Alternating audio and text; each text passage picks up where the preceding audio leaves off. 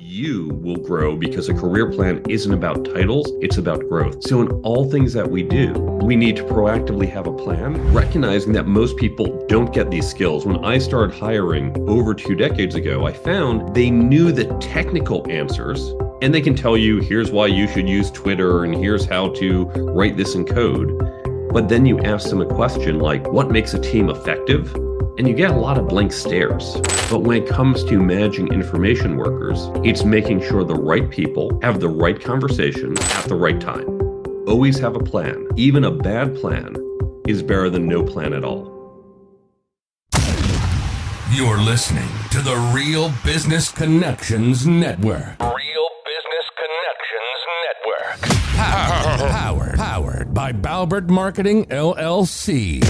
Subscribe now and check us out at realbusinessconnections.com. Enjoy the show. Welcome, everyone, once again to 15 Minute Friday on the Real Business Connections Network. On 15 Minute Friday, I collaborate with extraordinary business people to provide actionable insights in around 15 minutes, 20 minutes, however long we feel like. And today is going to be super actionable and fun. I have Mark Herschberg on the show. He is the author of the Career Toolkit and creator of the Brain Bump app, which I'm about to download myself. It's badass, as I say it myself. He spent his career launching new ventures with over a dozen patents to his name. He has helped start MIT, you heard it right, Undergraduate Practice Opportunities Program, where he also teaches, holding multiple degrees from MIT and having contributed to Harvard Business School's financial platform. He serves on the board of Plant a Million Corals. I might have to ask you about that. And Mark is also known for his social gatherings in diverse cufflink collection, which is super fun. That bio, Mark, tackles a lot of things from personal to professional. Is there anything we missed that you want to bring to light for the audience today, man? I used to track terrorists and cyber criminals on the dark web. That often gets thrown into my bios. I was also a championship level ballroom dancer, competitive ballroom dancer. So I've done a lot over the years. We'll get into the good stuff, but I have to ask you, what haven't you done that you'd love to check off your bucket list? I haven't yet started a family, and that is far and away the number one thing that I want to do.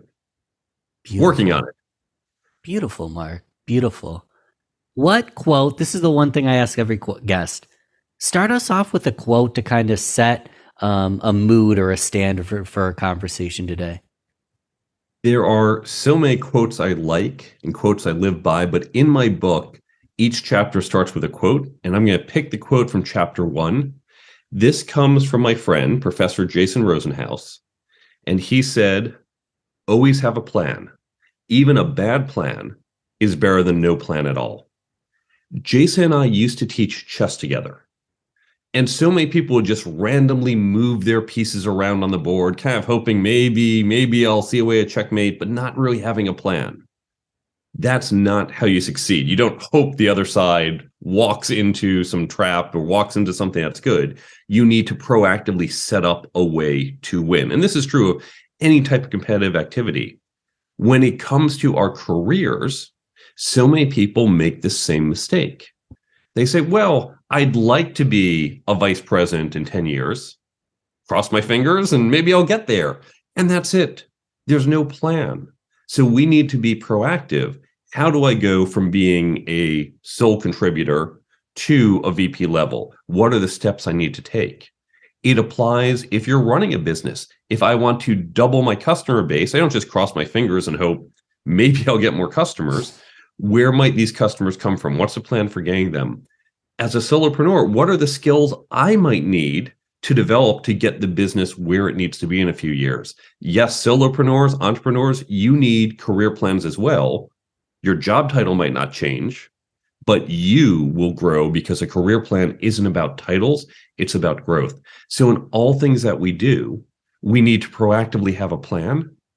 It doesn't have to be a perfect plan, and we can change it, but we have to create that plan. So the target can move, but we do need to be proactive to have a plan in place. You outline all of this in the Career Toolkit? That's chapter 1 of the Career Toolkit. We're just getting started. And then the other chapters cover skills like networking, negotiating, leadership, communication, all these other skills that we never got taught in school. And so that's why I put into the book, because I've been teaching it for decades at MIT, at other universities, and within my own companies to upskill my teams. Well, why'd you write the book? Who's it for? Well, recognizing that most people don't get these skills. When I started hiring over 2 decades ago, I found they knew the technical answers. I was hiring software developers back then. I still hire software developers and marketers. And they can tell you, here's why you should use Twitter, and here's how to write this in code. But then you ask them a question like, what makes a team effective? And you get a lot of blank stares. Or maybe kind of, well, I know it when I see it, or they throw a couple cliches at you, but no one's really sat there and thought through, how do we make our team effective? How do I communicate well with my coworkers, especially those not in my department who might not have the knowledge I have? How do I become a good leader? People want to be leaders. Companies want good leaders, but no one sits people down and says, here is what to do and how to develop yourself as a leader. So there is a shortcoming in our education system and in our workplace education as well. Now, I've been teaching this for over 2 decades at MIT. We put together a program recognizing that there is a shortcoming. And from having taught it for decades, said, well, I now understand how to teach this effectively. What are the key things we can distill down? And I put into the book. Originally, I thought I'd be writing notes I could share online, but what was supposed to be 20 pages of notes ballooned into about 200. I said, well, I think this is the book. And that's how it was born. Well, I got to ask you about it. First off, I need the book. Second off, I had a humbling moment recently. Someone told me to talk about teamwork and leadership. And I sat down and I thought, I'm an entrepreneur who manages some freelancers. I truly don't know how to successfully build a large team. And I can give you the cliches. Mark, I can give you, the 5 bullet points, but those day-to-day actions, it's very nuanced. So get a little nuance. Like what truly allows a team to be successful? You can give us the bullet points, but maybe give us an example of what a true team success might look like. I'm going to give 2 models here. Yes. And these are 2 basic models. Neither of them are, well, this is exactly what you need to do, because it's subtle. That's what makes this so fun, is there's lots of different subtleties and facets to this. One model is Bachman's model. I think Bachman-Turner, his model, and he has 4 stages of team development. He talks about forming, storming, norming, and performing. When you get a bunch of people together, you're forming. Hey, you're all being brought together on this team, maybe pulled from different departments, or you just hired up a bunch of people. You're still trying to figure out everyone's names and what's your role and what's going on. Storming happens when we don't yet know how to work together. I don't know your work style. You don't know mine. You keep sending me emails, and I don't like emails. I like talking face to face. I'm getting kind of annoyed. And we're figuring this out. And we're setting certain rules and parameters and guidelines on how to work together and learning, oh, okay, I know you're going to come to me when you're done. I don't have to bother you every few minutes because you're very self-directed, but this person may be different style. And so you get to the norming phase. Now we know how to work together, and we have procedures, and we know how to communicate and coordinate, and then we can perform together. Of course, changes can happen. People can join the team, leave the team. We can get disruptions that can slide us back to prior states. And so just understanding this 4-stage model can recognize, hey, you know what? We keep arguing with each other. We're in the storming stage. How do we move from storming to norming? Let's start to define some parameters to avoid these problems or make them easier to resolve. I'll give you one other model. Love this. Talk about proactivity. Once we understand the model, we can see it happen and we can actually implement in that moment.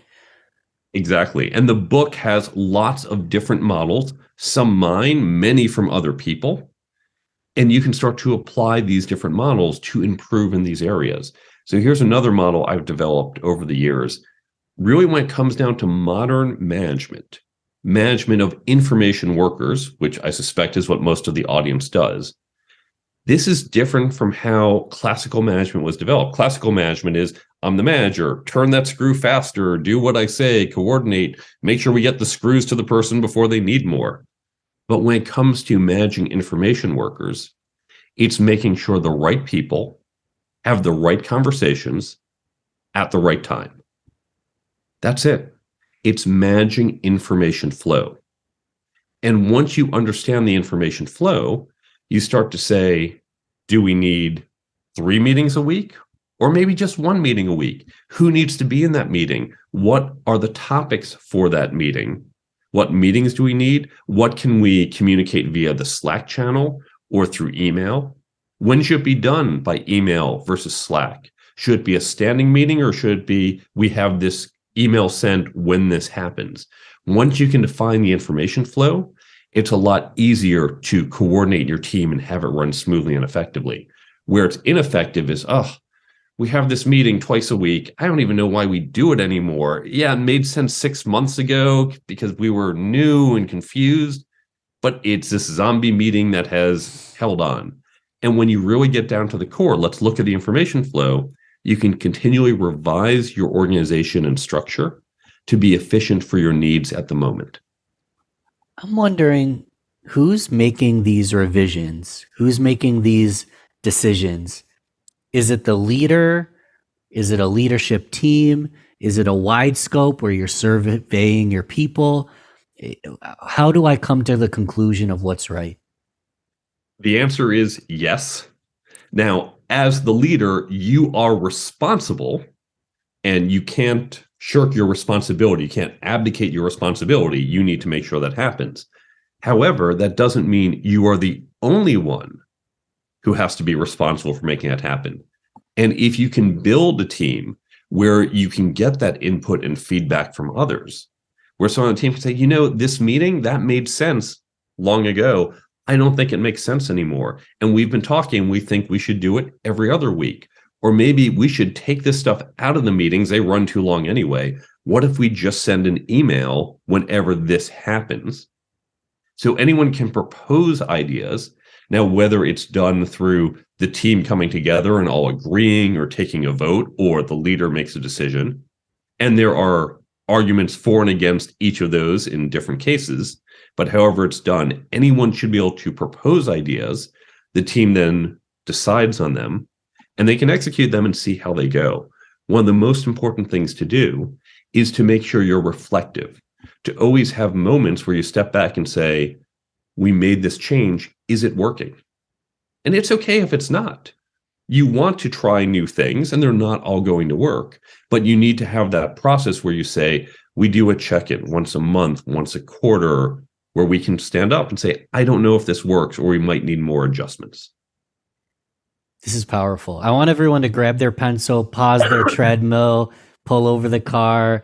In a moment, we're going to integrate some of what we learned. But first, let me ask you, how does someone go deeper with you and read the book, or what should we do next?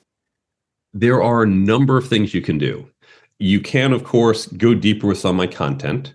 Now, I'll give you a few websites for that. The first, the careertoolkitbook.com. And yes, you can find the book there. You can buy it at Amazon, other places. But there's also other content. I have lots of blog posts. I have a number of free resources. In fact, the very first free resource on the page, I don't even ask for your email. You can just take it, use it, is how to create a peer learning group within your organization. Because the best way to learn these skills is by having a discussion group. Think of it like a reading group with others. Board of directors kind of thing. Yeah, you can use my book if you want. If you don't want to use my book, that's fine. Don't buy my book. Buy another book. Find articles. Use a great podcast like this one and discuss what you all heard in the episode. But it will explain, it's completely free, how to structure these groups within your organization, or if you're tiny, how to find other people in other organizations. You can do it across companies and build these peer learning groups. It's all completely free. All of this is at the careertoolkitbook.com. Now, there's a second resource called Brain Bump. If you go Yes. to brainbumpapp.com, this is a free app for Android and iPhones, brainbumpapp.com. One thing that I find is when you read a book like mine or listen to a podcast like this, go, wow, there's great information, and then you forget it because what you just heard today might not be useful for a month or two or three, and you might not remember it then. So Brain Bump, it's a completely free app. It has tips from my book, tips from my blog, but also tips from other books and podcasts and other sources. It's all there at your fingertips. So you can use it one of two ways. Either you say, you know what, I'm about to walk into a networking event. What were those networking tips in Mark's book? Open the app, pull up everything tagged networking, flip through those tips and get it right as you need those tips before you walk into that conference. Or you can say, you know, this great advice on management. This is really good. You can set up so you get a daily reminder. You don't even need to open the app. It's like a daily affirmation, but with advice. So you can, for example, have 9 a.m. every day, get a tip. A tip might be talking about the storming stage, or might be talking about look at the information flow. Look, oh, right, yep, good tip. I remember Mark said that. I'll keep that in mind. Swipe, done. Takes 2 seconds, but now you're primed when you go in the office to think about that and to focus on it. So the app, it's completely free. We're adding new content all the time. And now we're recording this late spring of 2023, but by late summer 2023, we'll also let you put in your own tips. If we don't have the book or the podcast you want yet, you can still directly add your own tips for that if we haven't gotten them yet. I love this. And I encourage everybody, I'm downloading the app. I'm going to use it. We do want to encourage you to be proactive. If you have a sales meeting, you maybe shouldn't wait till you're about to walk in the door to use the app. However, if you need it, it is there for you. But build a strategic plan. And Mark, you're a trooper, man. I know you've got a virus kind of sore throat. Your voice it's slightly raspy. It's perfect. I hope people can hear your incredible voice. You're a champ for doing this, even with that virus going on. And we're going to close with something really powerful. Integration. And the app, we just used an example of a way you can integrate some of this knowledge into your life. But I always like to ask my guests, you know, based on what we talked about today, is there any major takeaways that we can, you know, map out and create a homework assignment so we can take what we learned and actually change our actions for the future? What comes to mind based on our conversation? It's those peer learning groups. Because key about these skills when it comes to leadership or negotiating or team building, it's not like learning math or say, oh, here's the formula. Okay, got the formula done. It's more like learning sports or learning music. You have to try it. You have to practice. You have to do it. But here's the catch. I can't go into my office and go to my team and try some new leadership thing and screw it up and say, hey, you know what, everyone? Time out, do over. That doesn't count. Forget everything I just did the last 3 days. You can't do that.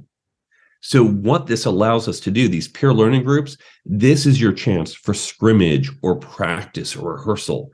This is where you can come together as a group and talk through, hey, this book, this podcast episode, they had this idea. Let's discuss it. Let's talk about, here's a challenge I have. What would you do? What did she do in a similar situation? Oh, what worked? What didn't? That's your chance. So these peer learning groups, this is how you want to walk away and create this actionable task for you to do once a week, once a month, whatever schedule's right for you. But that's how you're going to develop these skills. You have to practice your sports. You have to practice these skills, and peer learning groups are the way to do it. Love this. Career Toolkit, the links in the show notes. Brain Bump app, links in the show notes. It's entirely free if you want a peer and accountability, a buddy. I can't talk today. Mark. If you want someone to hold you accountable, message me. We'll use the app together. We can build a peer group. We can build a board of directors. Did we miss anything, Mark? I think we kicked butt today. I think we got to the key points. Get those free resources, get that free app, and go forward and improve.